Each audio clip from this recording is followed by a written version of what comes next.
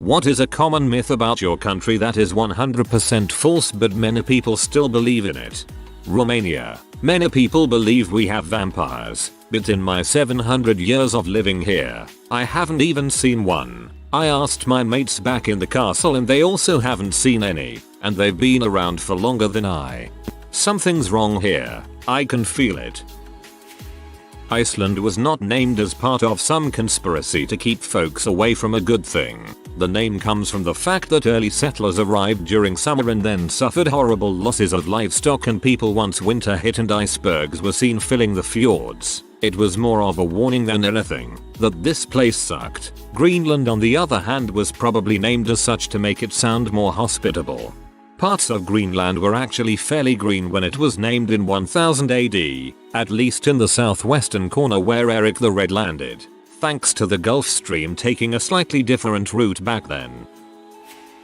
Kenyans are all long-distance runners, live in huts, speak no English, and have pet wild animals. Ugh. So here goes. The long-distance guys are mainly from one community tribe called the Kalenjin that's about 15% of the population. Next, Kenya is still a developing nation with a lot of poverty, but there's a lot of modern architecture.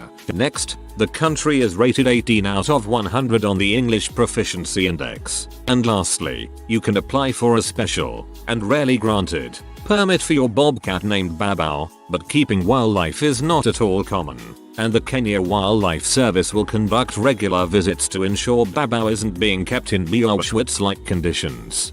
There was a popular documentary in the US about Kenyan runners and they basically lied. Said that Kenyans ran long distances to school while completely failing to mention that most Kenyans took the school bus and the kids they were featuring were running to school as training, not because they had to.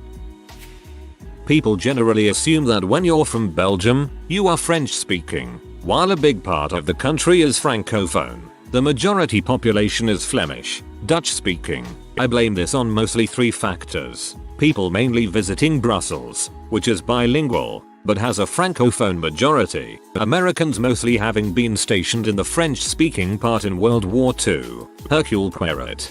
I had two good friends who were Belgians. One spoke Flemish, the other French. Neither spoke the other language. Their common language they spoke to each other was English. I always thought that was funny. Greece is not only beaches and islands. We also have beautiful places for the winter, many mountains and mainland attractions. Every corner has something interesting. Till, you'd save works for the Greek National Tourism Organization. Just kidding.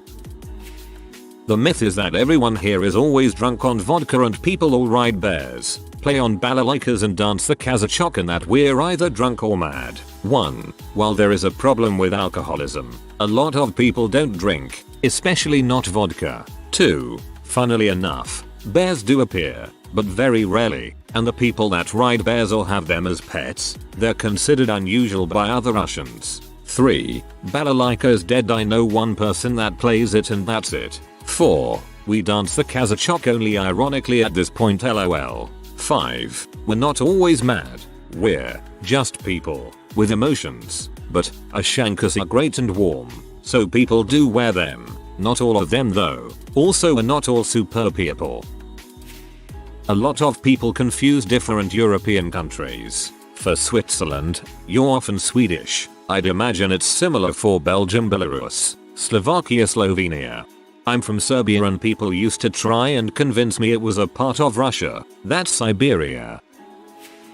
That everyone still harbors resentment against Americans, or the French, or the Japanese, or, you get the point. I've actually never met anyone here who held such grudges. It's pretty inspiring, actually. Probably I can learn a lot from that. All Germans have some secret knowledge of the Second World War II they would love to share. I always found that interesting when I lived in London and English people 40 plus would ask me of some first-hand experience of the war. Keep in mind that not even my parents were born at the time. Fact we know the same as you do from history classes etc. No need to tell the Allies about our secret moon bases. That the Irish are the biggest drunks in the world. Completely false and mean as we're only the second biggest drinker in the world but we hope to get first place next year. If someone says isn't Ireland part of the UK though one more time. This even happens to well-educated continental Europeans. I'm Dutch, but I had to explain to a room full of university-educated colleagues that yes, sales in Ireland had to be mentioned separately from the ones in the UK, as it was A, incorrect, and B, people would take umbrage. That we say shrimp on the Barbie, it was an ad campaign to appeal to Americans. It was the most successful tourism campaign still to this day, but literally no one in Australia says that. And no one in Australia drinks Foster's. That Brazil is a huge tropical jungle in which people speak Spanish. Brazil actually has several major cities and different environments. Sao Paulo, for instance, is a huge sprawling metropolis with as many inhabitants as New York and Los Angeles combined. In some southern areas of the country it actually snows, and we were a Portuguese colony, so we speak Portuguese. Most people don't realize how freaking massive Brazil is. Its northernmost point is closer to Canada than to its southernmost point. People think British people are either stiff upper-lip public school boys or Cockney bricklayers football hooligans. There's a whole world of people in between. Some of us don't even like football. One of my friends doesn't even drink tea. Not sure why she's my friend, to be honest. We also have a very wide range of accents. It's not just posh Londoner or Cockney Londoner. French here. That we don't shower. We do. Guys, we're not in the 1700s anymore. Also that French women don't shave. I mean, there are some that don't, but this has more to do with their personal choices and a general trend of having more and more women that don't shave around the world than their Frenchness. We do eat frogs and snails though. That we're unfaithful too, I've seen on Reddit more than once. I don't think we're more unfaithful than our European neighbors, or even Americans. Dracula is often depicted as living in Transylvania. While he was imprisoned there for a while, he was actually the ruler of Wallachia, another historic Romanian province that neighbors Transylvania to the south. As for the rumor that we are vampires, I neither confirm nor deny this statement. Castlevania fans know all about this. He also had a teleporting castle. Oh so much. According to popular opinion I should be a weed smoking, clog wearing tulip farmer living in a windmill. Can you guess where I am from yet? I know, you're from that one place, you know, the one where everyone ice skates to work.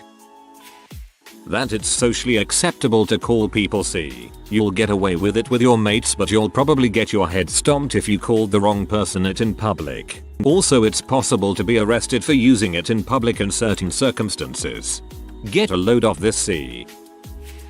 That the only thing we care about is rugby and we all live in hobbit holes. I, for one, am absolutely terrified of rugby, but I'm Kiwi as, bro.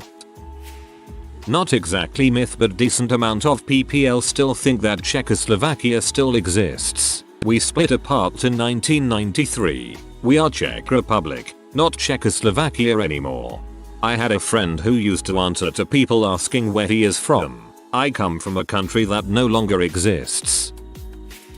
When I started dating my now wife, who is from Oklahoma, she informed me that her friends and family were convinced that Canadians didn't have ice or toilet paper. They wanted her to ask me about it apparently because they were confused by that. I had never laughed so hard. I mean, it's Canada. We are ice 70% of the year basically.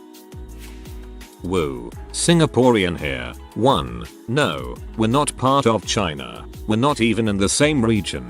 Yes, the population is 60% ethnically Chinese, but that doesn't make us part of China any more than it makes the USA part of Britain. As a matter of fact, there's a problem of racism against mainlander Chinese, since locals tend not to see them as true Singaporeans. This is exacerbated by the fact that lots of mainlander Chinese are pretty pro-China, human rights violations and all, while the local Chinese don't like China and the CCP very much. We're closer culturally to Taiwan. 2. It is not illegal to be naked inside your own home. You can be stalkers while bathing or fricking if you like. You just cannot use "I am in my own home" as a defense against streaking or showing everyone your rude bits. 90% of the population live in government apartments and we don't need pervs flashing their dongs through their windows. Incidentally, this law came about because pervs were flashing their dongs through their windows. Singapore used to have a big flasher problem back in the 80s. Times were weird.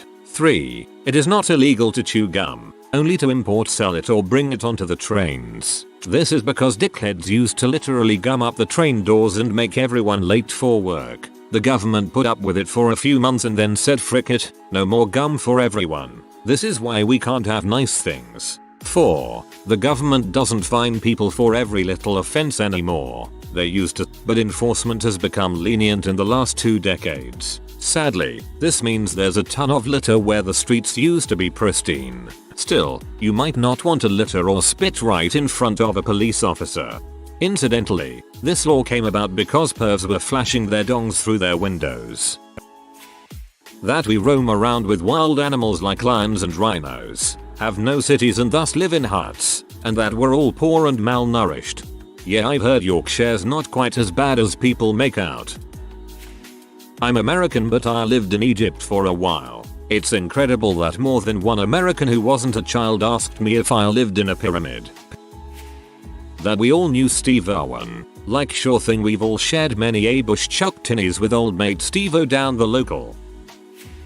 We are all rudes if you don't speak French. We don't shower shave. We all like wine, cheese, baguette, and France can be summarized as Paris. The image most people outside of Europe have of Austria. Do you really think that we are always wearing lederhosen and dirndl? That we all are living in the Alps and that we yodel from one mountain hill to another to stay in touch with our neighbors? Actually, would be pretty great tbh. Austria has a lot of kangaroos and dangerous spiders. Sweden is a socialist paradise. It's neither socialist nor a paradise, though it is a nice country to live in except for the weather. Australian here. Glad you asked. Everyone thinks it's as dangerous as frick. That spiders, drop bears, snakes, feral cats and dogs will rip your fricking heart out every time you step out the door. The truth is that unless you act like a half-wit, poke said snake spider with your finger, then you'll be fine. Battle echidna, dervish spiders, saltwater crocodiles and drop bears don't live in suburbia. You need to go into the bush to even see a lizard, which usually promptly fricks off the moment a stone-footed Oompa Loompa waddles past.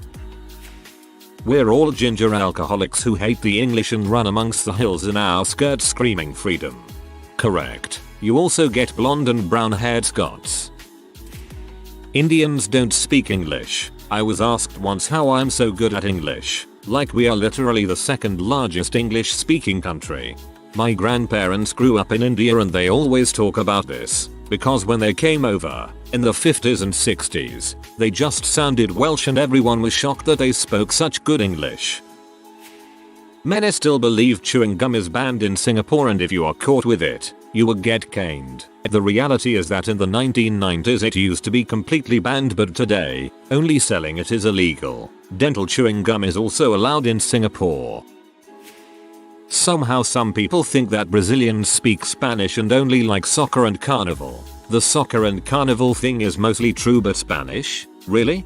Most people can't tell Portuguese and Spanish apart, so there's that. Pair that up with having only vague idea on what European country invaded what plot of land back in the day, and you got a reason for the confusion.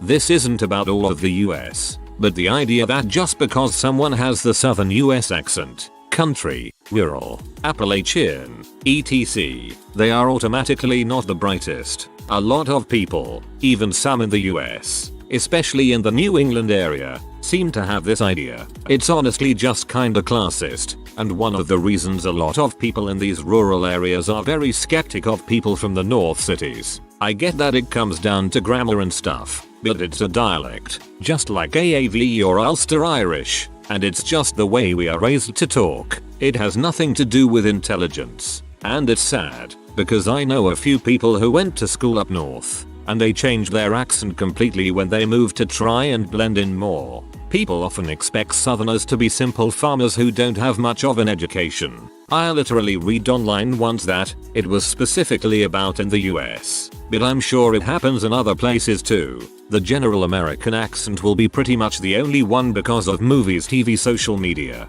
It's kinda sad, and makes me want to preserve the accent.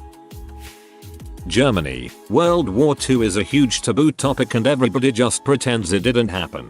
I've had multiple US exchange students here in Germany ask me if I knew about Hitler and the Nazi regime, and apparently they expected me to go what? No. Please educate me about my own history. Apparently this stems from a misunderstanding about not being allowed to do a Nazi salute in Germany, which has a completely different reason. I feel like Russia is commonly hated, especially lately. Not that there are no reasons for that.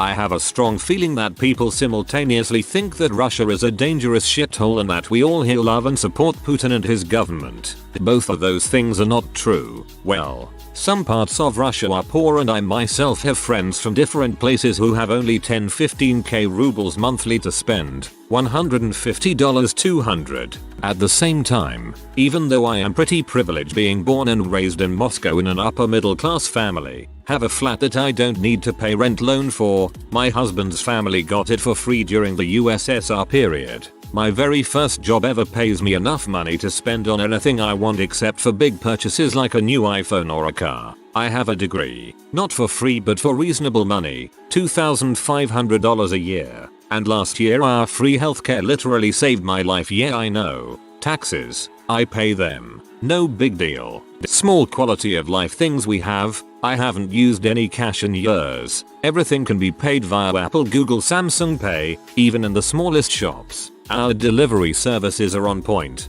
I can order any groceries I want via an app and they will deliver them in 7-15 minutes. Moscow is covered in car sharing cars and, even though we don't have our own car, we don't need it because parking prices are high and car sharing cars are literally on every corner here. UPD. Another cool thing I forgot to mention. We have our own tech ecosystem made by Yandex that almost everybody here uses. It consists of a virtual assistant with a HomePod, one subscription for music, movies and other bonuses, food delivery service, taxi aggregator, car sharing service, etc. and everything with a cashback.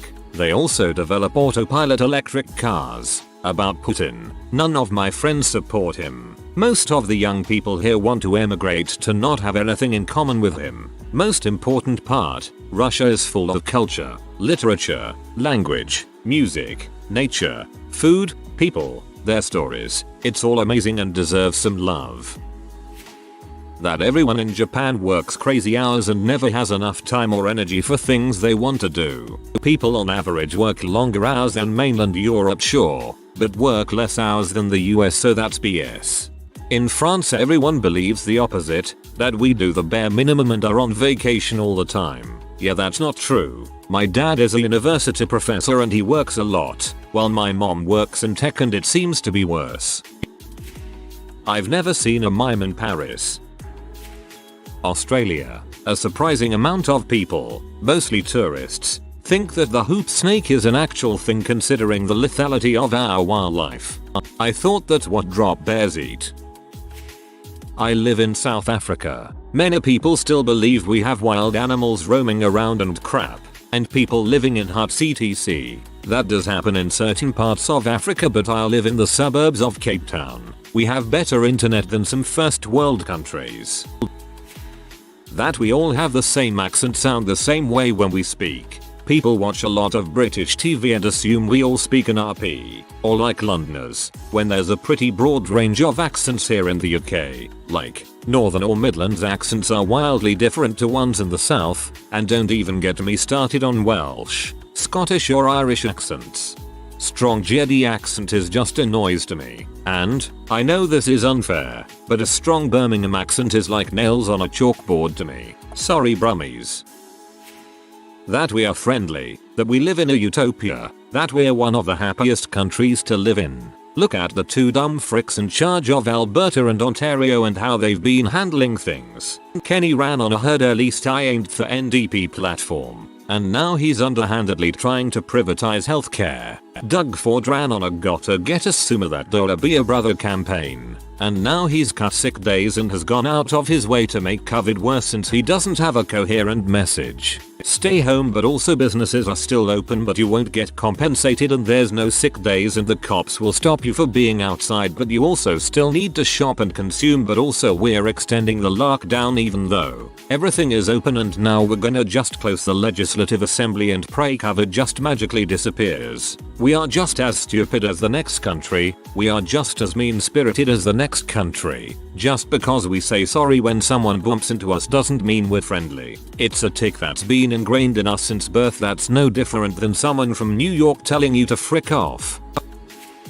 That Japan is incredibly efficient and futuristic. Major LOL. So futuristic here that I can't even pay my bills online. And if I want to set up an auto-paying bill I have to request a form by mail, fill it out, and then take it to the bank in person. Not to mention I have to send in all my monthly reports by fax.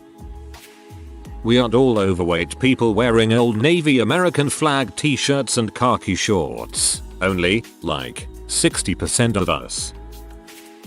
If you are new to the channel, you can subscribe. I publish new videos every day. Until then, check another video.